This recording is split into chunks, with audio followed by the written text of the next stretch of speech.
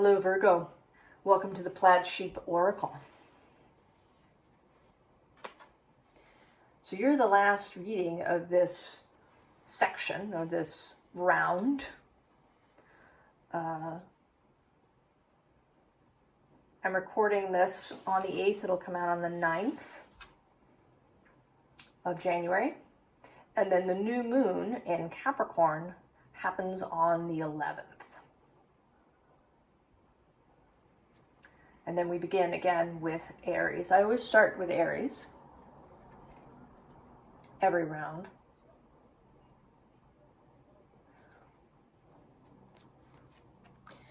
And you start with this Tantric Journey card.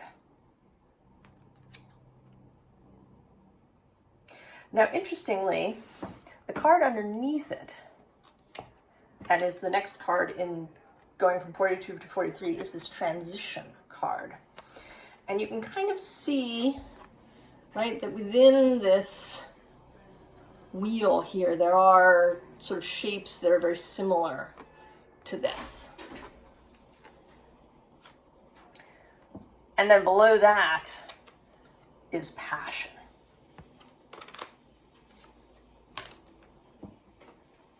Now this card says, the frequency of Tantric journey helps us to unlock the hidden knowledge and wisdom that we intrinsically hold about how to reach a state of wholeness and completion through our sensual experiences with ourselves and with another. And here in this reading, we do touch on another, but that's sort of not the focus. The focus is you and your experience within yourself and how you navigate the world.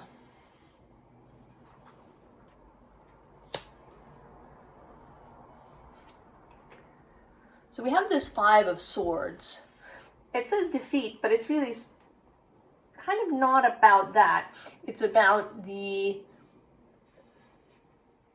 getting up in the head. The way that we mentally distract ourselves, box ourselves in. So we have here, behind this card is this Eight of Wands. And then the first card in the row is this Knight of Swords, determination. And so, as I see it, this is you. And there's all this intense incoming energy. And so what you've been doing up until this point is using your thoughts to block it. And you may not even always realize that you're doing this. I think sometimes you do. Sometimes you do it very deliberately. And sometimes it's just reflexive, habitual, that you're blocking this incoming energy with your thoughts. At the bottom of the deck is this Two of Wands, planning. You know, which, right? Yes, the Two of Wands does have to do with planning. But it's, right, it's not a word that wants to be in this reading. And, you know, as is often the case, I run into things out in the world that are directly related to a reading that, you know, I then do. And I happened to read something yesterday, sort of a description of a podcast. And it was, the podcast interview was with a dating consultant coach person. And one of the bullet points was, you know, there was dating burnout and how to be strategic. And that just felt so wrong. Right? This turning You know, it was like a business. And I want to say that, you know, I kind of want to apply it now to everything. I want to say how we've commodified life. And sometimes it seems to make sense. You know, if we don't think about dating in terms of two people coming together, but if we call it marketing, right? Marketing your services or your business as opposed to a seduction, a courtship.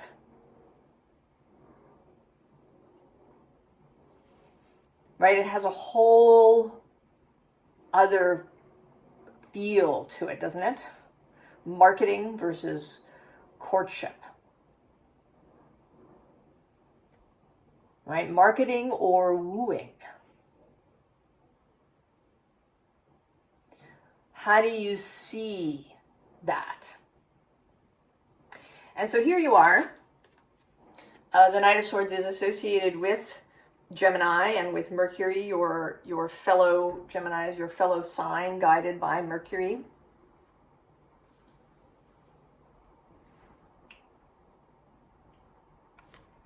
Who will soon be entering Capricorn.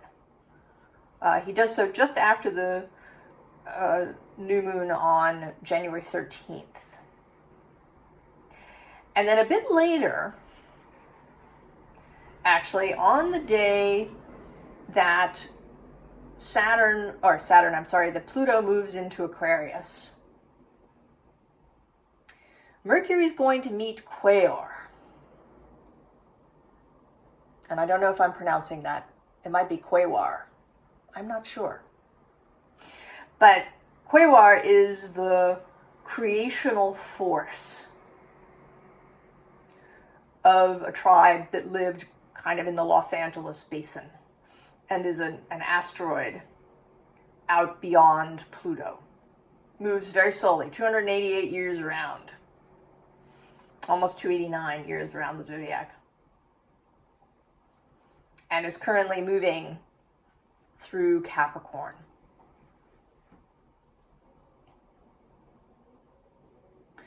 And they're going to meet there.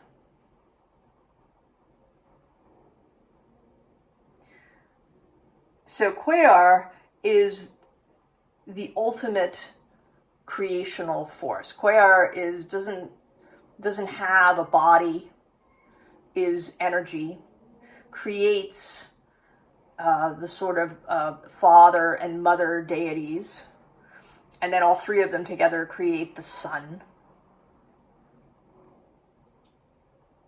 So Quaoar is kind of like the source of all things, the all that is in my cosmology.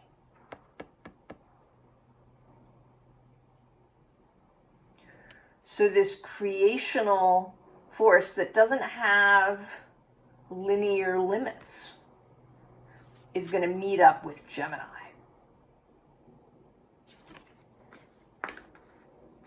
In Capricorn. And we are about to have a Capricorn new moon now. They're kind of far away when they meet. And they're actually meeting, I believe, at about the point where Mercury turned around. Right? He turned around and moved backwards from the 8 degrees of Capricorn. And I believe, actually, that is where he will meet Quaoar. Whose number, incidentally, there's all these asteroids, and they all have been given numbers as well as names.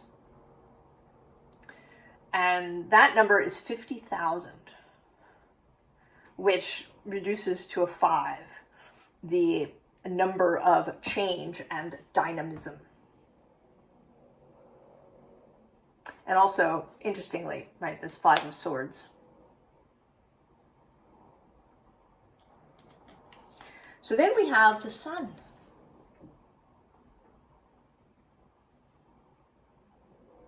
this light that is behind you here, wanting you to turn around and see it, Virgo. Turn around and look.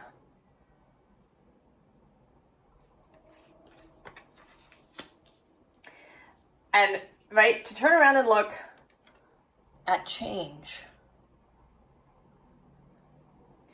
And I don't, not like you changing. I mean, yes, you changing, but also just change. The energy of change, of movement, of transition.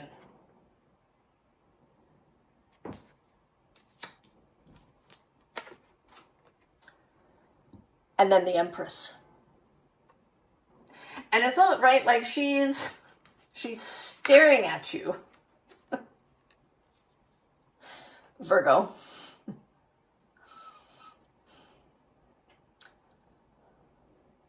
And eventually, right, and I think you are feeling it. You know, that is an animal thing. This is another thing, I just passed by a little post somewhere, I don't remember where someone was talking about catching chickens. If you needed to catch a chicken, maybe to put her back in the hen house at the, you know, at evening, that you shouldn't stare at your chicken, because you have that, right? You have a predator's face, eyes at the front.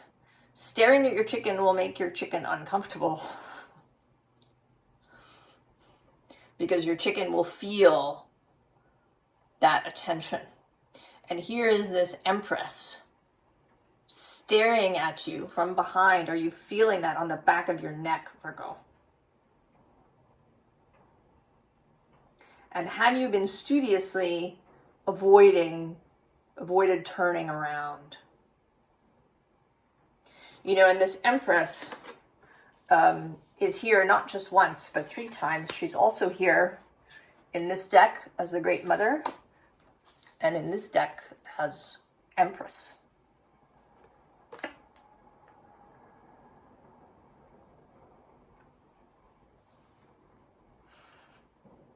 So she is very present, this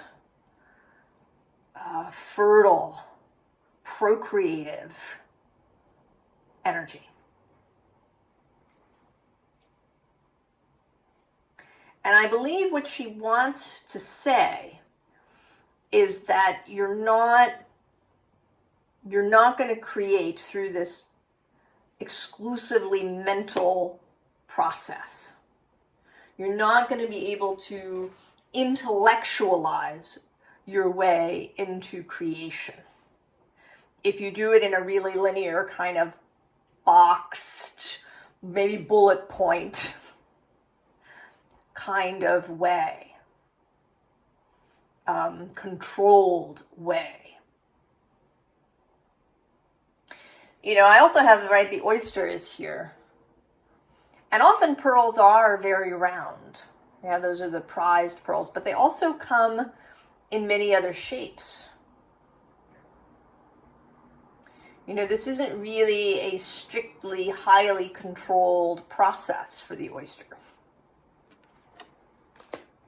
Right? The oyster feels its way into this creation, and the motion, right, of water within the oyster and around and all of these things, I think, contribute to the shape and size of the pearl. So the next card is New Moon, yeah, which is coming.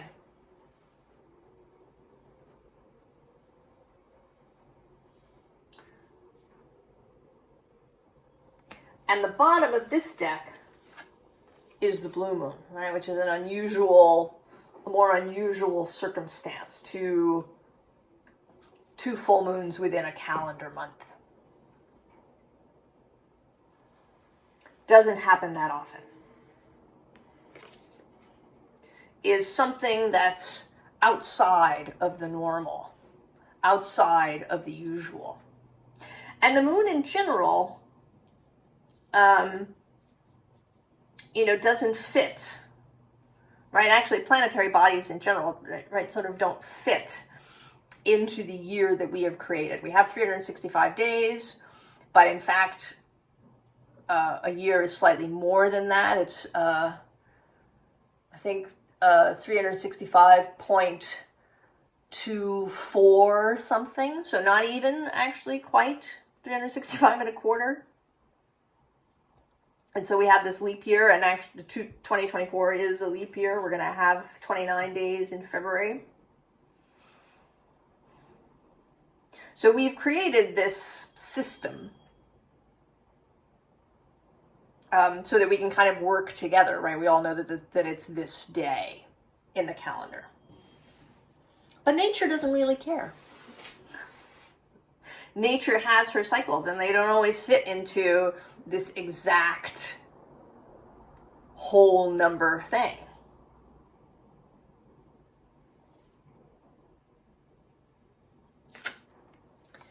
Then we have Sabbath, which is, right, the celebration of those seasonal and, right, the festival markers in the pagan year. It was also when these things were seen as evil, right? It was seen, right? The Sabbath was where, witches and sorcerers danced with demons, right, on the Sabbath.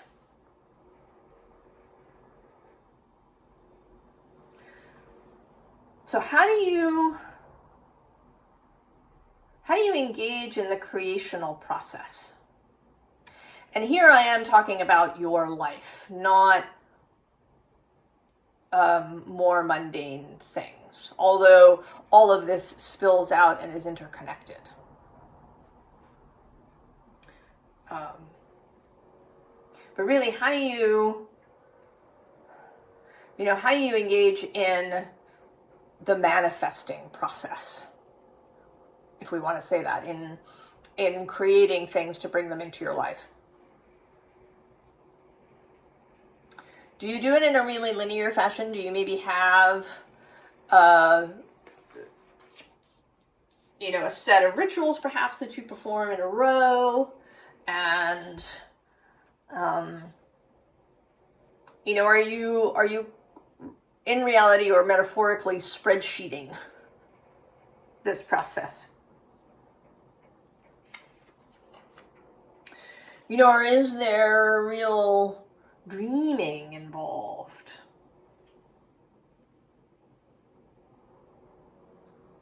Is there, could it be more fluid? Could it be less prescripted? Could it be more sensual, more tantric? Right, which is about kind of this sensual experience of life. And Tantra is a much bigger, right, it's a whole philosophy. We tend to think of it in association with sex, but it is a whole philosophy of how you move through life and how you interact. It's kind of a mystic path. A path of seeing things symbolically. If you encounter some circumstance in your day, I don't know, maybe you missed the train in the morning. And you could think about that intellectually, right? Maybe you left the house 2 minutes later, or you walked a little slower than you normally do, or, somebody got in your way as you were trying to get to the turnstile, or, right, you could find the kind of logical reason why you missed the train. Or you could think about it symbolically, right? What does it mean that you missed the train? And if somebody did get in front of you in the turnstile and, you know, had trouble getting through and so delayed you. What does that mean symbolically for you? And so we have full moon now. So we start with new moon in this row and we go to full moon. So I want to say that yes, right, cycles, paying attention to these things. I have that sense here too with this change card, right? This cycle thing, and not man-made cycles. So not the calendar month, not the time, but natural cycles. Cycles of the moon, or even the sun, right? Sunset to sunset. Right here in the northern hemisphere, days are now getting longer.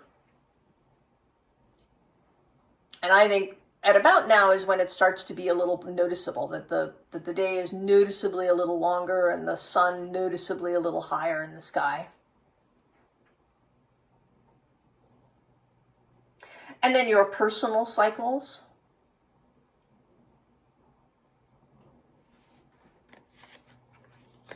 So there's the noticing of that. And then also in the moment, it could mean something to you, to someone who's watching, that this particular cycle that we're about to have, so the new moon on the 11th, and then the full moon, I think it's on the 25th of January, is the full moon in Leo. Which is interesting, yeah? Leo. And also Leo. So there may be something in that this particular 2-week section has some particular significance for you.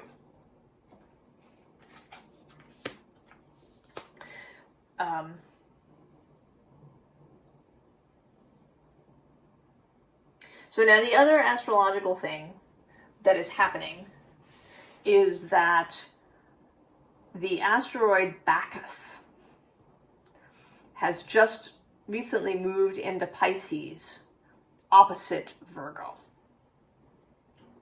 And Bacchus is the Roman version of Dionysus. Asteroid Dionysus actually is in Aries currently.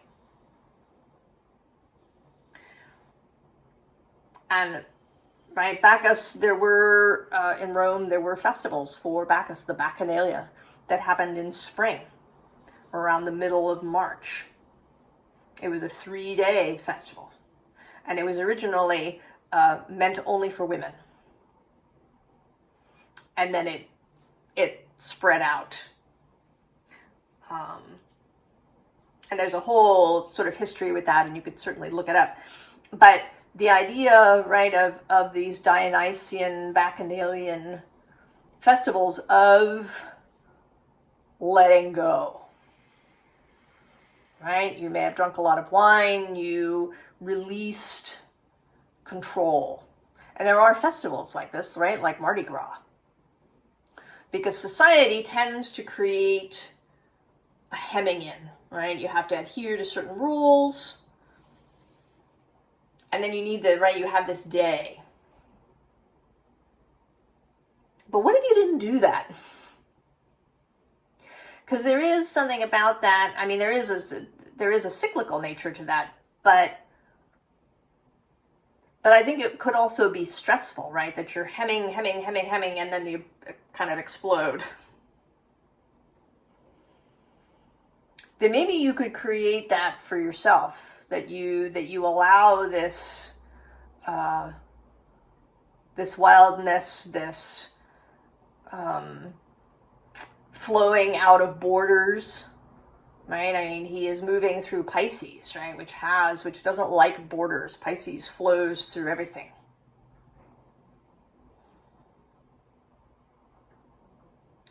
So can you allow that on a more regular basis for yourself? To release control, release the prescriptive box. And maybe, this is an opportunity for this. So we have here the owl, the senses, yeah? Taking things in through the senses, through the physical body. That's your arena, Virgo. But to do it not, right, again, not in a delineated way. Maybe you don't, right, it's not like going and having, a full exam at the doctor's. It's really embracing this on a daily basis. Whatever you think of it. That too, right? Don't schedule a time. Don't put something in your planner, from 4 to 4:20, feel things. No. We want this to be more organic. And below that, right, we have needs, this needs card.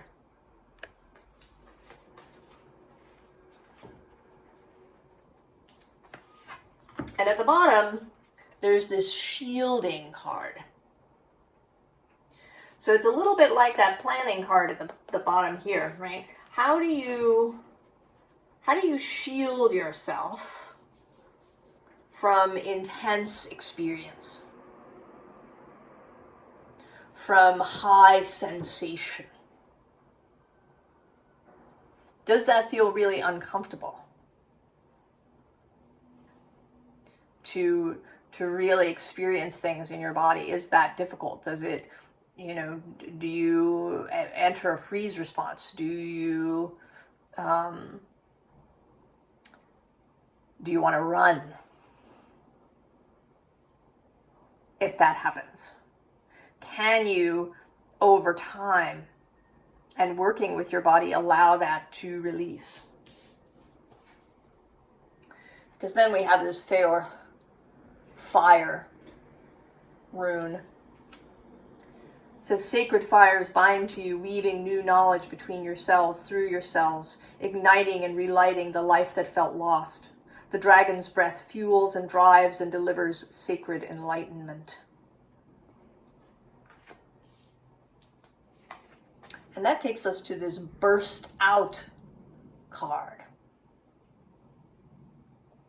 And it's interesting because this rune has a very regular sort of appearance. Right? It's like a little house. And this card talks about an increase in tension and then the release. Tension creaks and arches as the ancient yew bow suppresses rayless tortures endured for aeons. The arrow shelf only holds so long. The taut bowstring knows this foe-obsessive pairing will eventually break free from its narcissist fist. At some point it will burst out and flee the archer's control. Fletchers gift arrows feathers to sail safely away. So if you keep yourself cranked, you might end up releasing at the wrong moment.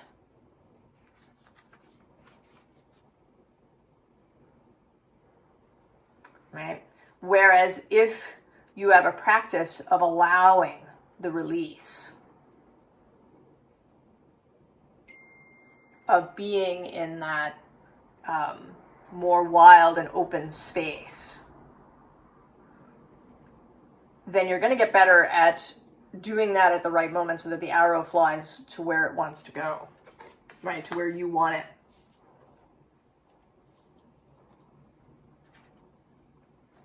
And then we have this Hegel also known as Hagalaz, the storm, the hail.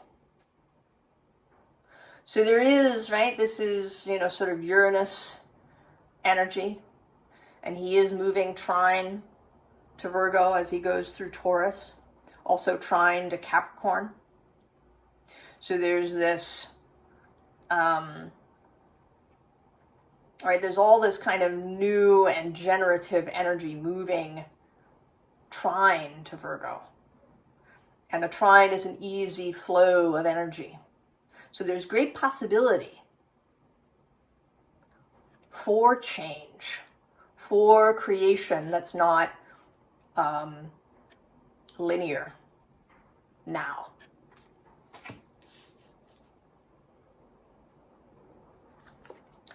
And so we get the Lovers. And interestingly, I used this De La Nuit deck that's sitting here as a clarifying deck, just for a little extra information. And I didn't put it back so that it's sort of here in with here, and it's the Ace of Wands. Right? I sort of see this, I see this particular Ace of Wands as coming right after the 10. So this person, right, she's a little bit disheveled. She's a little bit, you know, like she's been through the wars. She's passed through the 9 and the 10 of Wands, and now she begins again. And she's looking sort of longingly and expectantly at these lovers. And at the base of this deck actually is the Ace of Sacred Circles, the Ace of Pentacles. So I think that you want this for yourself, right? This experience of life. Right? To engage with life in this tantric way. I mean, this could be about a person, about a romantic relationship. It certainly could be. But the bigger thing is life as a whole.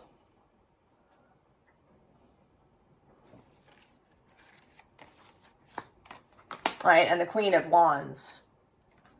And actually Judgment, right, here escaping into the new space. And then actually below that is the Star.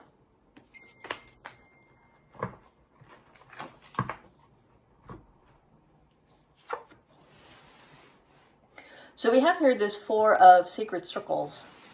And although it's the Four of Pentacles, it isn't really, right, it isn't really that kind of weighted energy here. Right? This is about entering into ritual space. And how to extend that into daily life. So that this kind of energy, this spiritual, symbolic, mystic energy is just there all the time. Right? Into this 10 of Cups. Rainbow, Camelot energy. And so kind of the way through is with this Five of Wands, which has come, the Five of Wands is really coming out lately for me as creational, as that quantum space. And here in a very co-creative sort of way. And this could be with other people. Certainly it could be with a partner, with a family, with people that you work with. If this is, you know, if you're really focused on bringing this energy into your business or your work life. And it could be you and your fellowship.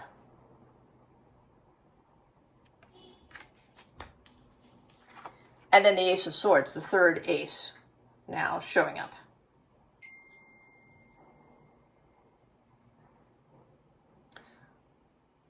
new ideas, new mental space. So what is the advice, Virgo? Well, first we have this Two of Pentacles where the bird has pulled the pin on the grenade. So that's the first thing. Pull the pin. Blow up the container. Set fire to the spreadsheet. At the bottom of this deck is the Hierophant, and it's this Hierophant where the papal seal, St. Peter's keys, has been broken. We're stepping out of the norm. We're not doing it the prescribed way. We're getting rid of the spreadsheet for life.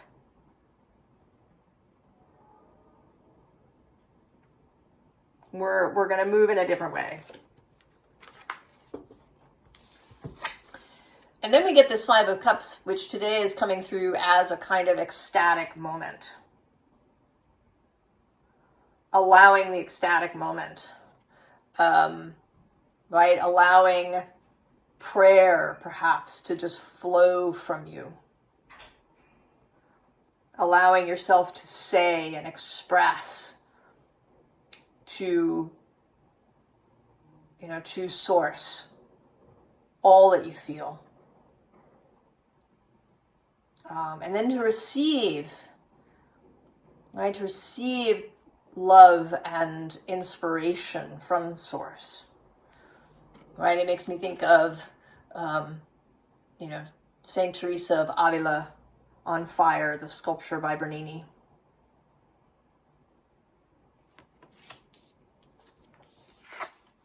And then the Ace of Air repeats.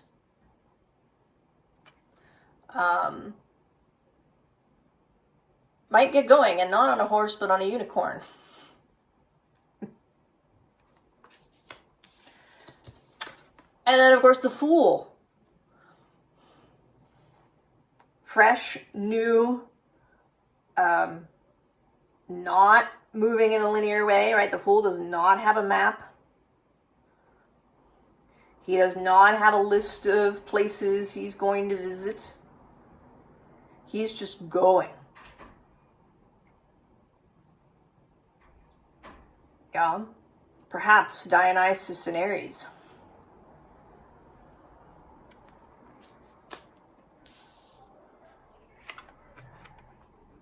And then the Two of Cups. All of that love. Love for self. Right? Real compassion for self. Being a friend to yourself. Being a companion to yourself.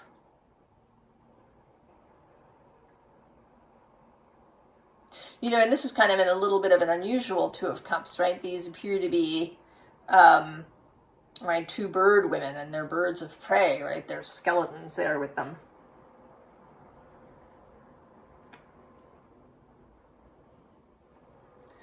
So again, stepping outside the expected shape. Now, as I was shuffling this deck, the card that popped out, well, two cards popped out. One actually hid under the Fool, which was this King of Pentacles. And this is an unusual, very dynamic King of Pentacles. Again, this sense of, right, this predator kind of feeling, right? Are you feeling that on the back of your neck, Virgo? Are you afraid? Have you forgotten that you are not prey? And that this is, right, this Empress Lioness, wants to bring you into the fold, into the pride. And the other card that popped out was the Hermit, which is your card. And again, Hermit here, right, this owl has caught this snake. Wildness. sensuality, fecundity, the procreative, fertile,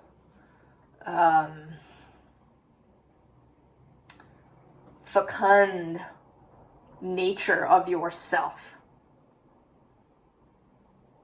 that wants to be known, that wants to come forth, Virgo.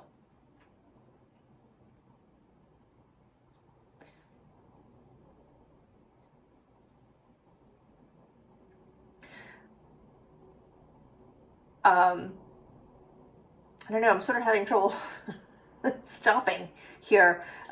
So I'm just going to stop and say I wish you all the very best, Virgo. I hope you take this invitation. And I would be interested to know if anybody does have something specific about this new moon, full moon cycle that we are about to enter as I post this. I wish you, again, all the very best, and I will see you next time. So long, Virgo.